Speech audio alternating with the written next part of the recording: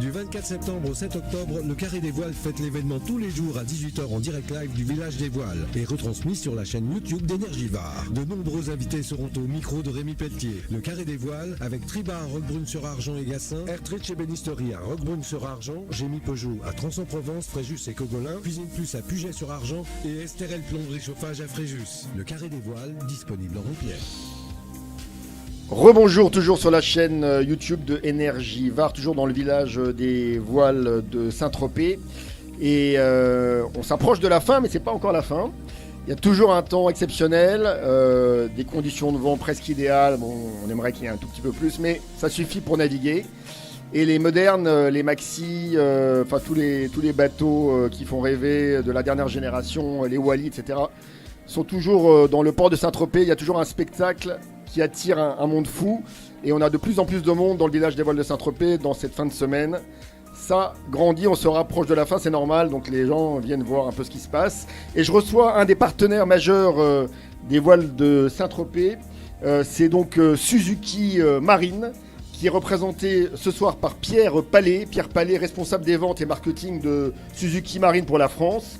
Suzuki Marine est un partenaire fidèle depuis, je crois, 6 ans. Il va nous en parler. Et pourquoi les Voiles de Saint-Tropez? Pourquoi des bateaux avec des moteurs Voiles de Saint-Tropez? À quoi ça sert? Les journalistes, les médias, enfin, etc., etc. Je reçois également un autre exposant qui s'appelle Christian Thérault, qui est le fondateur d'une entreprise qui s'appelle Dryade. Et Dryade, il va nous faire rêver parce que ce sont des belles matières, notamment, je crois qu'il y a du bronze. C'est un équipementier, notamment pour les bateaux classiques en bois qui ont surtout navigué là, cette première semaine des Voiles de Saint-Tropez. Alors, on parle aussi de poulieurs pour les poulies, mais ce sont des très beaux objets et il va nous en parler. Et exceptionnel, et elle est passée par là et c'est un espèce de miracle. Miss Provence 2022, qui est de passage aux Voiles de Saint-Tropez, et oui. Tout le monde y est en voile et elle se présente donc au concours de Miss France qui aura lieu et elle vient très vite, début décembre je crois, elle nous donnera la date. Et ça se passe donc à Châteauroux et ça sera évidemment sur TF1 en direct, une grosse soirée avec beaucoup d'audience. Alors on commence tout de suite avec le partenaire des Voiles de Saint-Tropez, Pierre Palais, donc Suzuki Marine déjà. Suzuki Marine fait un travail considérable, notamment pour la protection de l'environnement avec vos moteurs. Vous faites tout pour polluer le moins possible et vous allez nous raconter tout ça. Mais pourquoi les Voiles de Saint-Tropez et pourquoi depuis 6 ans déjà? Bonsoir Rémi et bonsoir à tous les auditeurs de Énergie. Alors oui, on peut se poser la question, que fait un motoriste dans le monde de la voile? Mais chez Suzuki, c'est historique puisqu'on est partenaire de plusieurs compétitions voiles.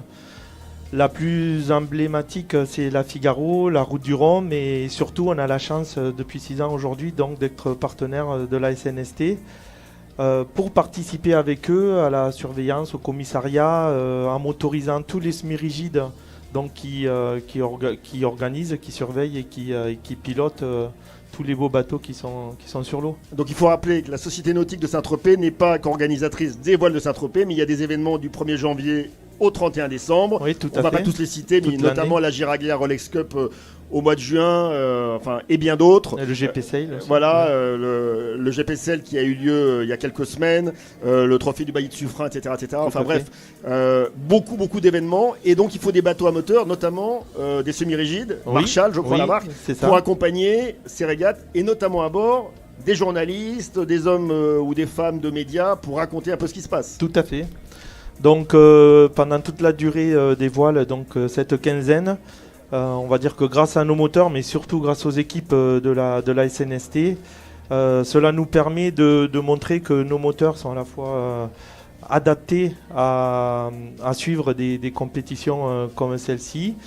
Et donc on est, on va dire, l'outil indispensable pour pouvoir faire découvrir à tous les passionnés, mais aussi assister les compétiteurs donc sur le plan d'eau, et nos moteurs répondent à cela. Et c'est vrai qu'être partenaire des voiles pour Suzuki, c'est important parce que ça nous donne une belle image, hein, parce que souvent les motoristes, on a cette image de pollueurs, mais au final nos moteurs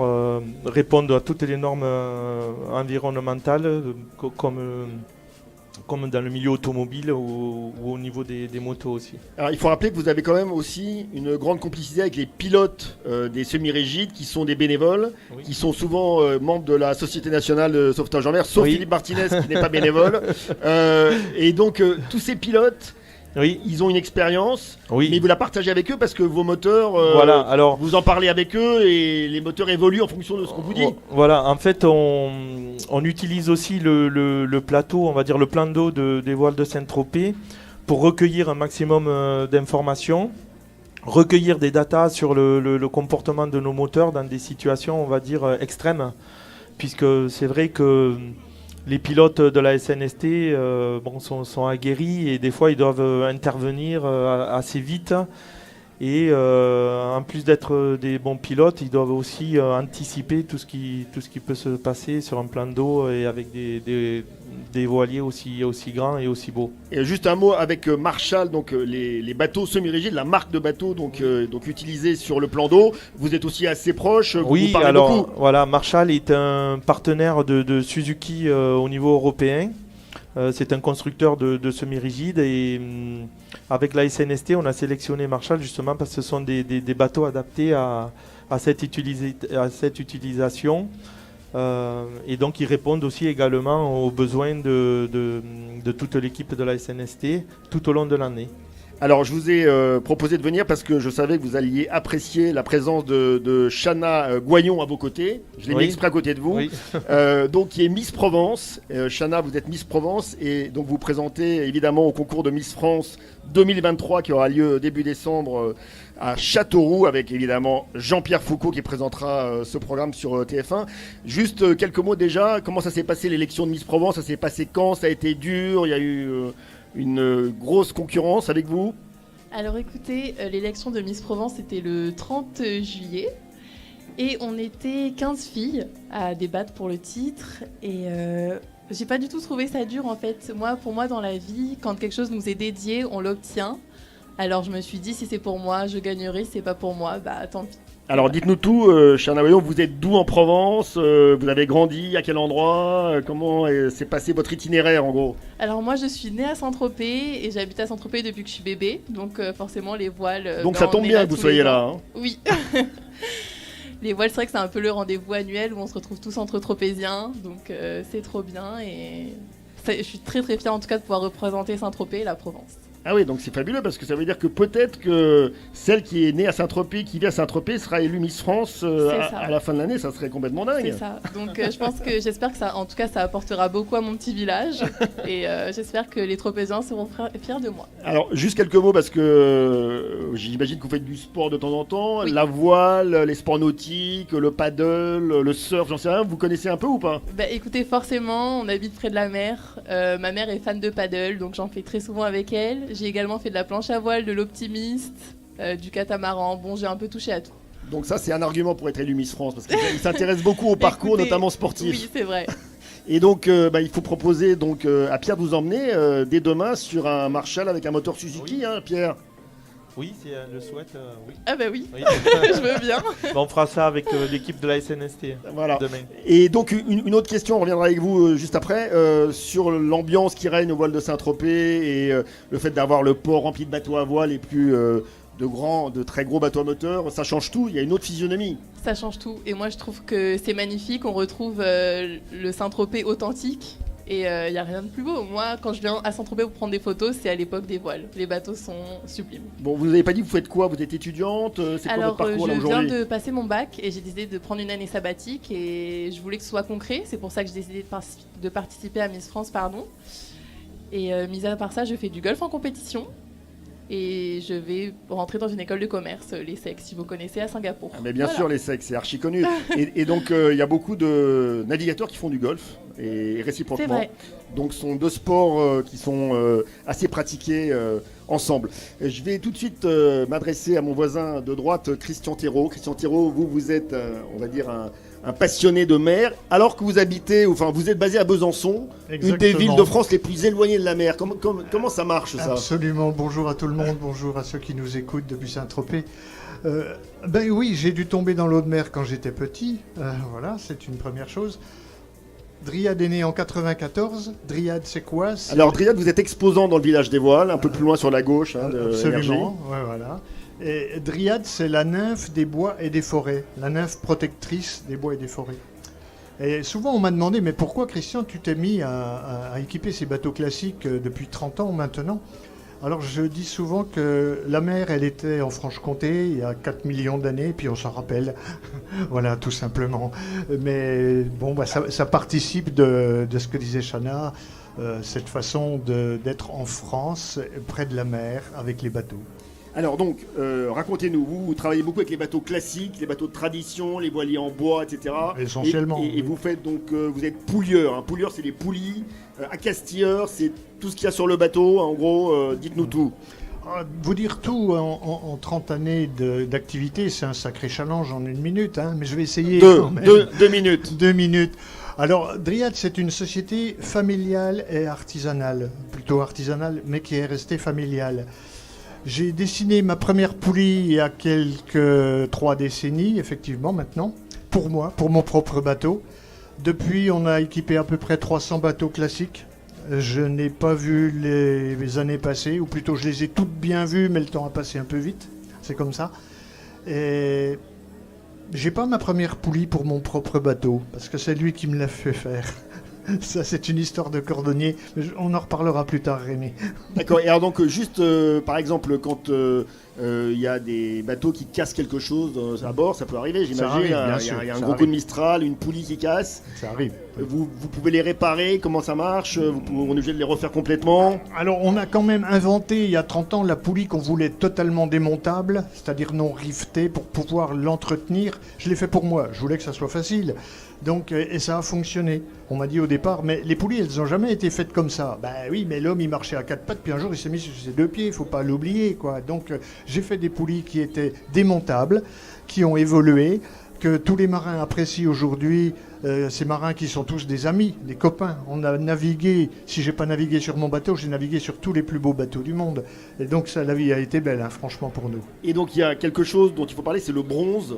C'est quelque chose que vous travaillez depuis longtemps et qui est une matière noble, hein. C'est vraiment très noble. C'est une matière qui fait partie de la poulie, puisque le réa et la ferrure qui est à l'intérieur de la poulie sont les pièces techniques. Le bois est une enveloppe qui permet au cordage de ne pas foutre le camp, tout simplement. Et le bronze, c'est effectivement une matière noble, c'est pas une matière forcément ancienne, même si on parle de l'âge du bronze. C'est une matière très contemporaine. C'est un bronze cupro-aluminium-nickel, pour les scientifiques qui comprendront ce que je veux dire. C'est extrêmement solide. Et oui, on fabrique plein de pièces. On a à peu près 2000 références de pièces en bronze, en plus des poulies aujourd'hui. Et les voiles de Saint-Tropez, pour vous, c'est un rendez-vous incontournable, évidemment, pour retrouver à la fois vos clients, vos amis, les passionnés? Je l'ai mis dans ma page Facebook il n'y a pas longtemps. C'est une ville que je redécouvre. Monsieur est très réseaux sociaux, hein, je vois ça. Pas trop. Non, pas trop. Mais c'est vrai qu'il faut partager les choses qu'on aime. Hein, ça, c'est important. Et pour moi, Saint-Tropez, c'est une ville où on n'était pas vraiment présent ces dernières années. Pour plein de raisons, mais c'est pas grave. On peut toujours faire mieux. Et pour moi, c'est une ville, une cité d'art, de culture, de belles choses. Et je m'y sens bien. Mon origine de métier, c'est l'architecture et l'urbanisme. Alors là, je m'y retrouve. Je m'y retrouve pleinement. 2 mots chacun pour terminer, mais en 2 secondes. L'environnement, la protection de la planète, de la Méditerranée, des océans en général. Qu'est-ce que vous pouvez dire là aujourd'hui dans votre métier, par exemple? Dans notre métier, on essaie de mettre en scène des bateaux qui ont 1 siècle et demi d'âge, des fois plus. J'espère que dans 1 siècle et demi, on sera encore là. Voilà. Très bien. Pierre, juste l'environnement et Suzuki. Le micro marche. L'environnement et Suzuki, c'est une longue histoire, hein. C'est-à-dire que au travers de l'évolution de nos moteurs, à travers le temps, c'est des données qu'on prend en compte. Et ensuite, c'est réaliser des choses concrètes, comme on fait avec le Clean Ocean Project, où on mène beaucoup d'actions, où concrètement on va sur le terrain, on va dépolluer des plages, des zones polluées. Mais aussi, nos moteurs aujourd'hui aussi contribuent à la récolte des microplastiques, puisque de série, on équipe nos moteurs de petits pièges à microparticules qui sont filtrés lorsque l'eau passe dans le moteur pour refroidir celui-ci. Et donc ça nous permet à notre niveau de contribuer aussi à la dépollution des mers, des lacs et des océans. Bravo Pierre. Le mot de la fin pour Chana Goyon, donc Miss Provence qui se prépare à l'élection de Miss France dans quelques semaines à Châteauroux avec évidemment une concurrence énorme, mais la Provence va peut-être briller avec Saint-Tropez. Et donc je rappelle que vous êtes né à Saint-Tropez, vous habitez à Saint-Tropez. Juste 2 mots sur la protection de la Méditerranée dans le golfe de Saint-Tropez. C'est quelque chose qui vous intéresse, qui vous parle, vous êtes active? Alors écoutez, forcément la mer et moi, c'est une grande histoire d'amour, donc on a envie de la protéger, qu'elle reste belle et utilisable. Et forcément en tant que Miss Provence, je suis là pour faire passer un message, donc pourquoi pas parler de l'environnement. Très bien, merci à tous. Merci Chana, bien sûr, d'être venue nous retrouver au village des voiles de Saint-Tropez. Merci Pierre Palais, partenaire majeur des voiles de Saint-Tropez avec Suzuki Marine. Et merci Christian Thérault. Vous êtes un conteur, un espèce d'historien de la mer. Et venant de Besançon, moi je dis bravo. C'est super de venir jusqu'à Saint-Tropez. Rémi, merci beaucoup. Vive Besançon. Et nous on se retrouve dès demain pour la suite du Carré des Voiles sur Énergivore. Merci à tous, merci beaucoup. Du 24 septembre au 7 octobre, le Carré des Voiles fête l'événement tous les jours à 18h en direct live du village des Voiles et retransmis sur la chaîne YouTube d'Énergivore. De nombreux invités seront au micro de Rémi Pelletier. Le Carré des Voiles avec Triba à Roquebrune-sur-Argent et Gassin, Ertrich et Bénisterie à Roquebrune-sur-Argent, Gémy Peugeot à Tronçon-Provence, Fréjus et Cogolin, Cuisine Plus à Puget-sur-Argent et Estérel Plomberie Chauffage à Fréjus. Le Carré des Voiles, disponible en replay.